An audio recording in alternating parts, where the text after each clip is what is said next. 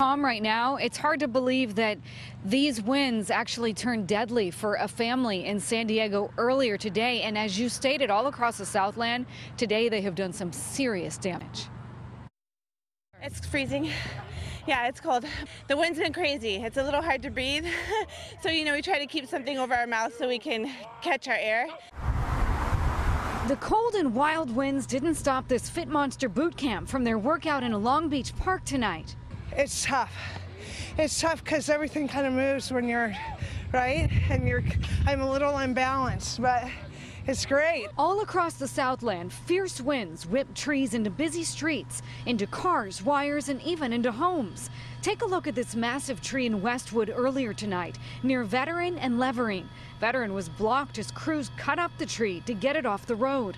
In Los Feliz, this tree came crashing down in the front yard of a home there. It caused some damage, but fortunately no reports of any injuries. And in Monrovia, a tree fell down on Cloverleaf. Once crews arrived, they found the tree took down wires and possibly a gas line.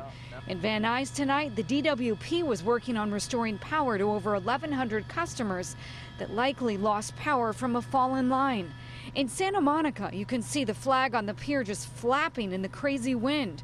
And check out Valley Village. Winds there drove this tree limb into power lines on Weddington Street.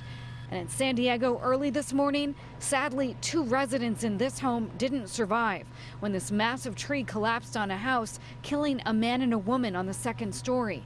A 3rd person was also inside, had to be rescued, but wasn't hurt. And we may be getting a break right now, but the high wind warnings and watches, well, they're still going on. They could get up to about 58 miles per hour. That's the very latest from Long Beach. Back to you guys in the studio.